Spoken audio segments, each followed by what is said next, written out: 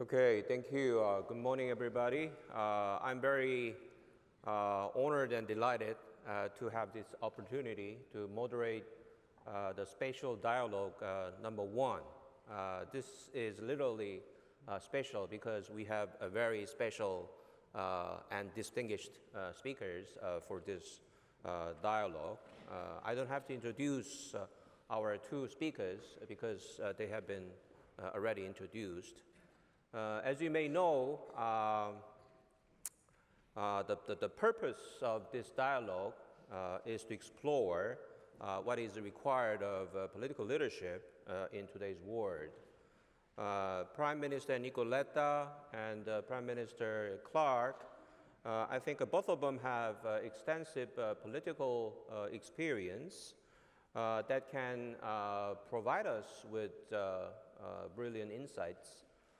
I hope, by the way, those insights would be a little bit different from others that tend to be coming from a very conventional way of thinking. I myself am the political scientist, more precisely the security expert, who is a little bit driven by the great power politics. But they probably will provide us with a somewhat different perspective, far away from great power politics, I hope. I would call it sort of a middle power perspective that can guide us to the better future.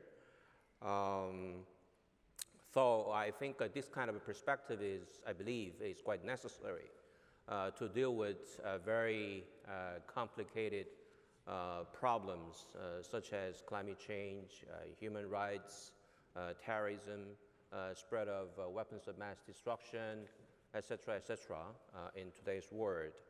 On that footing, I will ask some questions to our distinguished the panels. So first, let me ask kind of an opening question to Prime Minister Clark. How do you see the role of so-called middle powers? Do you think there is a space or point where middle powers can play kind of a constructive role to shape a better future? Our conventional wisdom is that the middle powers, by the way, is expected to play a kind of a bridging role between big powers on the one hand and the small powers on the other. Any other kind of roles to be expected, that goes beyond that kind of a conventional wisdom? Well, firstly, thank you to the hosts here at Tokyo University and also senior Korean partners who are partners with the forum. Secondly, I'm kind of honoured that New Zealand's being thought of as a middle power because we think of ourselves as such a small power that there's no power at all except soft power, the power of your voice. Every member state at the United Nations or multilateral gatherings has an equal voice and hand up, but we're under no illusions of having power except for the power of voice. But I think we are living in times of the perfect storm, and some of those issues have been canvassed today, including by my colleague Rebecca, who spoke so eloquently about the challenges for the Latin American region. But globally, we're looking at significant levels of conflict with the 70.8 million forcibly displaced people, more than at the end of World War II. We're looking at these major environmental crises, climate and biodiversity and the state of our oceans. We're looking at the perpetuation of extreme poverty and hunger with no end in sight. We're looking at all these stresses on democratic systems. And then we're looking at the multilateral system, which is under incredible stress. So what role then for the powers who aren't sitting on the Security Council, the Italys, the New Zealands, the Costa Ricas, Japan's the Koreans. I think it's incumbent on that very wide range of countries to be doing whatever they can to support the multilateral rules-based order, because without that, what do we have? We have the law of the jungle where might is right, and that does not make for a happy world. It doesn't make for a happy region where you have a very dominant power. So I think our role is, as you said, moderator, to be among those bridge buildings, to keep builders, to keep up dialogue, to engage, including with those that we may not intrinsically have a lot of in common with political values or systems, but engagement and keeping a conversation going is extremely important, and certainly backing the multilateral institutions, stressed as they are. Okay, thank you. By the way, you just mentioned the multilateral rule-based order. By the way, many critics say, particularly the United States current administration is not very much interested in preserving or promoting this kind of a so-called liberal international order, a multilateral liberal international order. Do you agree? No, I think that's a disastrous approach. And of course, a major power with nuclear weapons may want to take that attitude, but it is a very destructive attitude. And I think better to look at the wisdom that guided the United States at the end of the Second World War, where it recognized that it needed to be part of creating a new rules-based order, and of course played a significant role in the founding of the United Nations. At the San Francisco conference, the First Lady of the United States, Eleanor Roosevelt, played such a huge role in the negotiation of the Universal Declaration of Human Rights. We need that kind of commitment from the United States, a great power by any definition, and long will be, but one that at critical periods of its history has said we're better working together than alone. Okay, thank you. Prime Minister Letta, what do you think of the role of the middle powers? I know Italy is a member of G7, but we are not talking about the size of the economy or the size of the military. Probably we are talking about middle power thinking or a way of thinking in addressing the variety of complex issues around the world. What do you think? Yeah, thank you very much for having me today, and with Ellen, it's a pleasure being here. And it's also a pleasure for me to try to address this topic, because in this 2019, I think is a very crucial topic, because it is the year in which everywhere in the world we understood what will be the word of the future. And the word of the future is a word in which the polarization and the two polarization, the bipolarization, US-China, is becoming reality and is branding geopolitics of the future. So I think we are all aware today that we have to try to address and to tackle a new situation completely different from 3 years ago or 5 or 10 years ago. And of course, Trump's administration is changing something in this framework.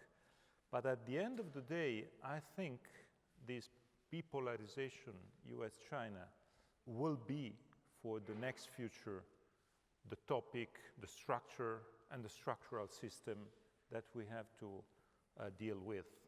So I think it's very timely today to try to have a different approach, or try to think on how to approach this new situation. And I strongly believe that it is time for a great alliance between different groups of countries, and a great alliance among middle powers. It is very important for many reasons. One reason in terms of political method, because we have to strengthen multilateralism and we have to renew multilateralism. It is not just a time in which we have to have nostalgia of the past, of a golden age of multilateralism. It is over, I think. We have to think on how to renew it, trying to deal with new, very complicated challenges. I think Rebecca Grispan mentioned some of these challenges, spreading our countries, creating new divides, creating new gaps. So there's the need of this new shape of multilateralism, probably more focused on effectiveness of results, because the key problem of multilateralism today is the critics to be ineffective, to be places and spaces, institutions where a lot of money is spent without effective results. And the strength today of some, as you say, Trumps or Trumpians approach is effectiveness, is to say I'm more effective in a bilateral way because there's an easiest way to be on the topics rather than on this multilateral approach and effective. So we have to renew it, and we have to do it with an alliance among middle powers. And at the same time, I see two topics where this alliance can be very effective and can find an alliance with the people of our societies. And these two topics are climate change, of course, and technological humanism. That is my second take. And it was very interesting to see the slide at the very beginning of this conference mentioning the discussions the G20 in Japan raised. It was fantastic because there I see the potential alliance among these countries. It is clear that, for instance, on climate change, we all aware, and I think what we heard until now in this conference was very interesting. I add one point on technological humanism, because on this topic, I think in the world, the bipolarization is creating, US-China is creating also a bipolarization on some issues. I'm afraid, for instance, on data protection. You know very well that data are the oil of the future. Data will be the oil of the future. So we need to share and to discuss how to protect human rights, protecting data. And in the world, this bipolarization, US-China, is creating different ideas on how to protect data. I see in the US a raising idea that data are in the hands of corporations. And it's the reputation of corporation that can protect us. Frankly speaking, is not my approach. The second approach is the Chinese one. Data are in the hands of the state, because at the end of the day, security and a securitarian approach to our society can be allied with data ownership. I think, and this is my proud European approach pushing me in that direction, and I was very happy to hear that the Japanese G20 was exactly taking the leadership on that the future is a future evolution on technological humanism about the idea that data are in the hands of the people, of the person. And person-centered idea of data protection and data ownership is a fantastic challenge for the future. And I'm not pessimistic on that, and I end up here on this point, because it is not true that at the end of the day, social media and digital innovation is bringing only hate or disruptors. There are many examples. For instance, climate change, Fridays for Future. It would be impossible to have Fridays for Future and this youth mobilization without social media.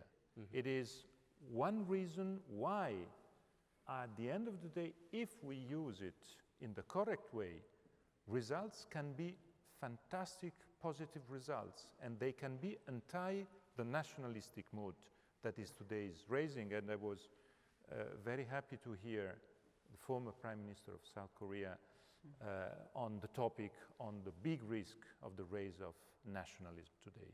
So are you talking about kind of the great alliance of middle powers within the context of G20? We have a variety of middle powers included or excluded, but basic kind of a platform for example, implementing or practicing or, infusing technological humanism. The platform is supposed to be G20, do you think? I think G20 can be one platform. I don't think it is the exclusive platform. I think on technological humanism, we have to rethink on how to use present platforms, existing platforms at the UN level, or new platforms. But my point about technological humanism is that we have to be aware of one problem. And the big problem, I think you were in charge for affairs on trade, foreign trade, and we know very well that there's a gap in terms of timing of these discussions. We used, and it's normal to need 6 years, 7 years, 10 years to have a trade negotiation and to have a trade treaty.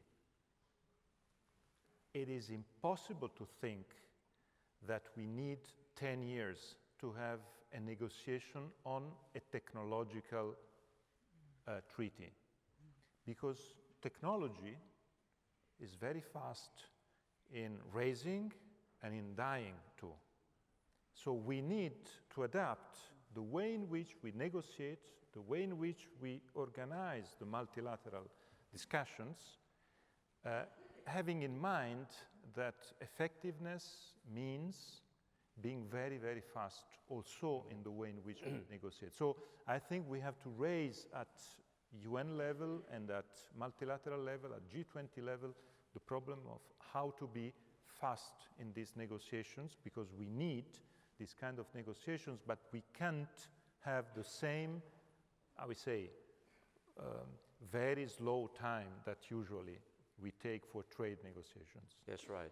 Okay, your point is well taken. I think the point of convergence between two of you is that the middle powers can contribute to promoting kind of institution building for the better future.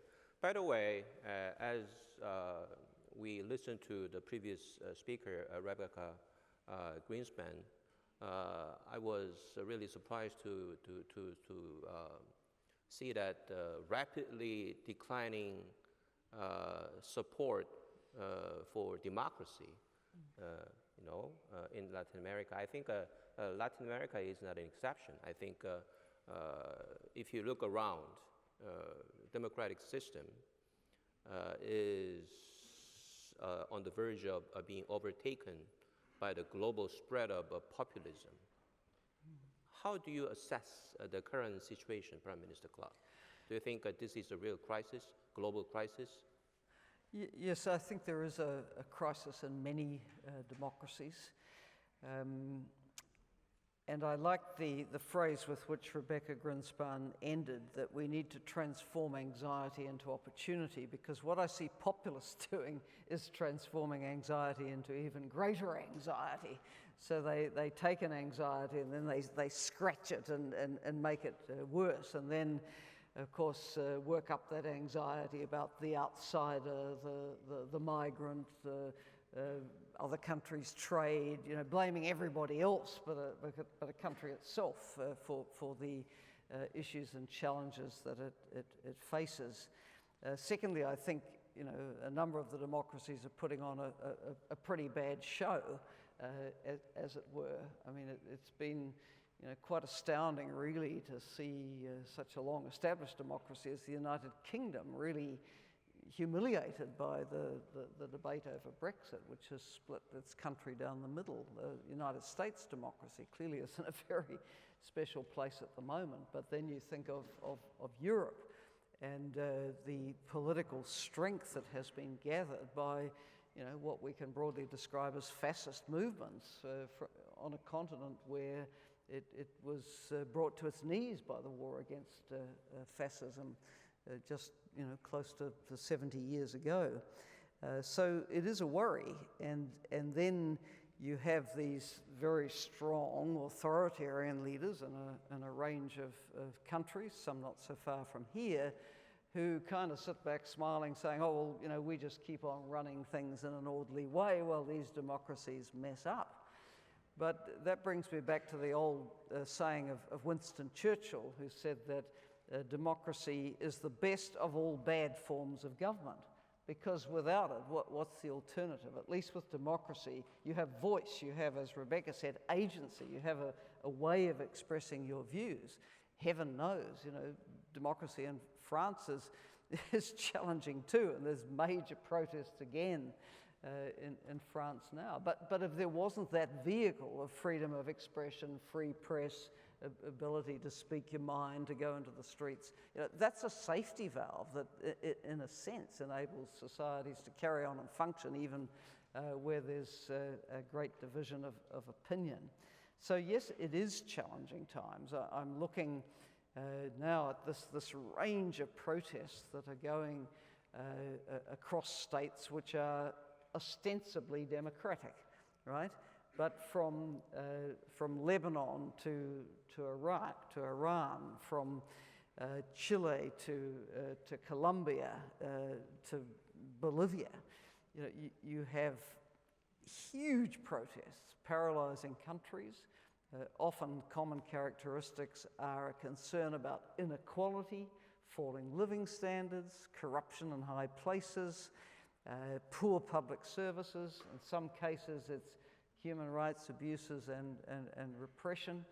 But a lot of countries are in a lot of trouble at the moment, and I think it's a time for wise heads to be looking at how you mediate through these differences, because, as I say, to tip over from even flawed democracies into outright autocracy is not a promising way ahead either. Okay. And Nicoletta, you served as a member of the Parliament, Italian as well as the European Parliament, for more than 10 years. Do you think the Parliament is playing a legitimate as well as appropriate role in light of the crisis of democracy, if I may? In Europe we are living a very particular period in which I take the example of the European Council. The European Council is the meeting of the 28, today, tomorrow 27 prime ministers or president of the Republic, meeting 4, 5, 6, even more times a year. And it was normal in the 90s, in early 2000, to have a very, very low turnover in this meeting. Today, it's unbelievable, the turnover of the presence of in these meetings, because governments are lasting for a very, very short period of time, even in countries where we used to have a traditional and structural stability. I take the example of Spain and Germany, for instance, two systems, very stable and structural stable, two-party systems. Today, the need to have coalitions, to change governments, to change prime ministers, is something that is showing that there's clearly a democratic fatigue in the systems we are having. I think that this democratic fatigue is creating some problems in terms of effectiveness, But at the same time, the legitimacy of parliaments is not going down because there are some issues where at the end of the day, parliament is the only place where you can renew legitimacy of some decisions. So it is a very complex balance between legitimacy, democratic representation or commitment, but at the end of the day, I say in other words what Rebecca told us before, we are living a big décalage, a big gap in our societies among economic life, personal life, and political life. Economic life is going 4.0. Personal life is running 5.0. If we think the way in which we live, connections, opportunities through digital, the problem is that political life is 1.0, is still 1.0 in terms of how to be fast in taking decisions, how to be able to, and at the end of the day, this is, I think, the main problem, because we allow people to be very proactive, to express their ideas, to participate through social media in normal life. And can you imagine a political life where you ask people just to express their ideas once each 4 or 5 years? Because our representative democracy works with the idea that you vote once and then parliament or politicians work on behalf of you for 4 or 5 years. Today it doesn't work. So I think at the end of the day, the big challenge is how to build up aside the representative democracy we are having, institutions, tools to make people participating, being involved, be committed in day-by-day decisions. It is not just referendum, because I think the example for what I think the very bad example of Brexit is the demonstration that you can have a referendum, but you have to be aware of how delicate it is to have the good question. In that case, it's very complicated to ask, do you want to exit without saying where to go?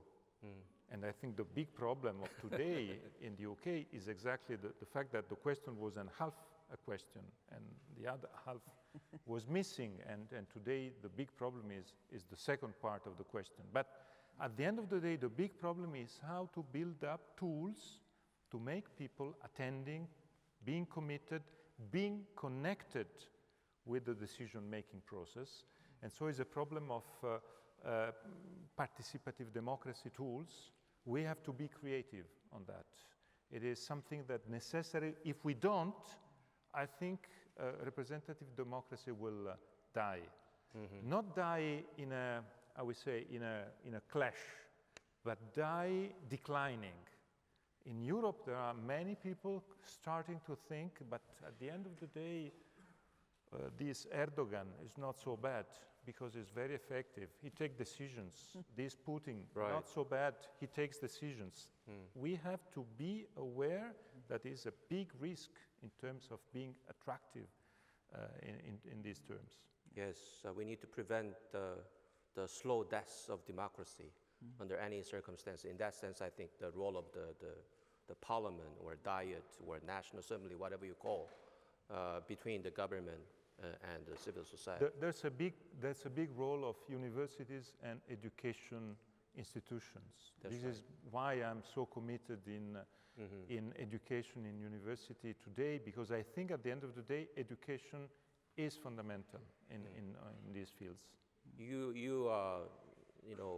preempted my last question. Actually, you switched your life from the political profession to now that you are living in the academic world. How do you think is the most desirable kind of a relationship between the practical world and academic community? Do you think they should be, remaining as a separate worlds, or they have to be interacting with each other? I think we have to interact. This is why we are trying. There are here some colleagues. We work together, some colleagues from Tokyo, from Seoul. We are working, for instance, on international affairs, that is my discipline, to try to connect more the people taking decisions and the people in training and the people in teaching. For instance, there's one subject I would like to share with you that is, for me, the most important challenge for our institutions in the next future. Because if it is true what we said until now and what we heard until now on the role of technology, it is also true that our usual training tracks are not adequate, because we are training people on two completely separated fields. We are training people very good in technology and science, and we are training people very good in social sciences, without any connection and any bridge between them. I think the future will be a future in which we have to train people to be good in both. At the end of the day, take data protection. We will need institutions to regulate data protection in our societies. But can we have people working in those institutions having only a high level of science and technology expertise without knowledge in law, in ethics, in sociology, in governance? And it is true exactly the opposite. Can we have people perfect or very well trained in social sciences without any knowledge in technologies able to? So I think the future of our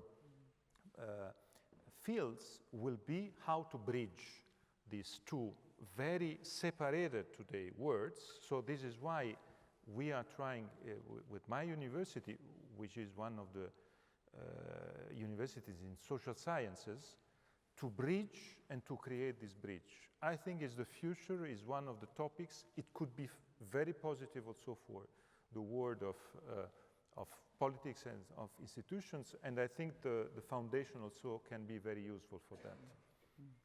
Okay, my last question to Prime Minister Clark.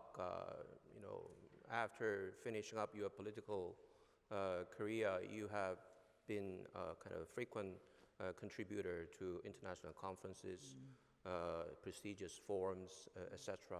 And also you are highly committed to promoting democratic values, SDGs, and particularly women's leadership. Do you have any something to say to many future female leaders? Yes, the world would be a better place if there were more of us.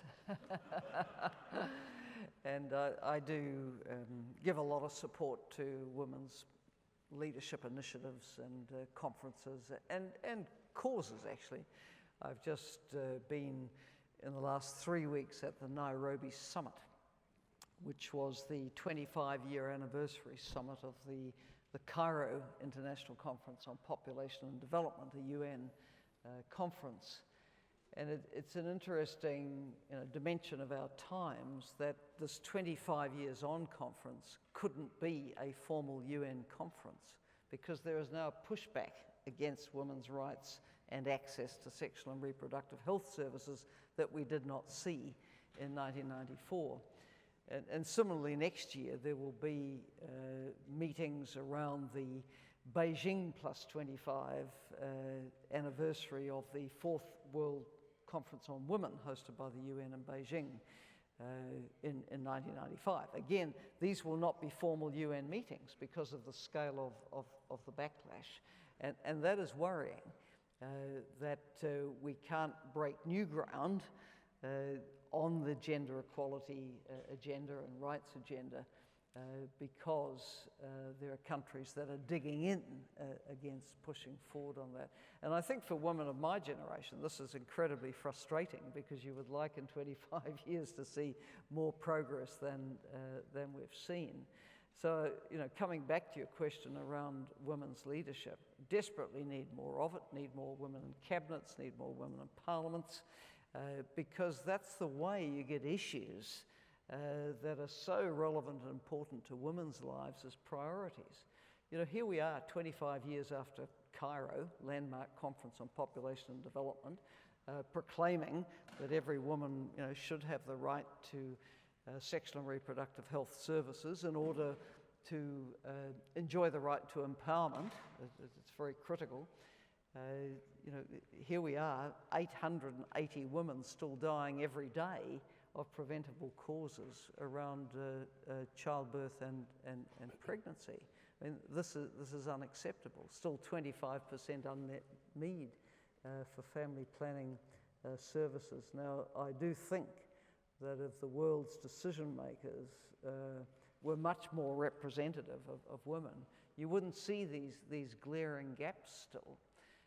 So no, I am a very, very strong advocate for more women, you know, leaning in, stepping forward, being supported by men and women to move up to top positions of leadership. And I think the world would be a better place for it. I agree. Thank you. Okay, it's a pity we didn't have enough time, but I think we have had a very concise session. Key words have already come out for the next 3 days conference, you know. The role of middle powers, technological humanism, multilateral institution building, the relationship between academia and the practical world, the policy community, and most importantly, the role of women for a better future. So I think this is quite enough to set the tone for the next session. Let's give them a big round of applause. Thank you.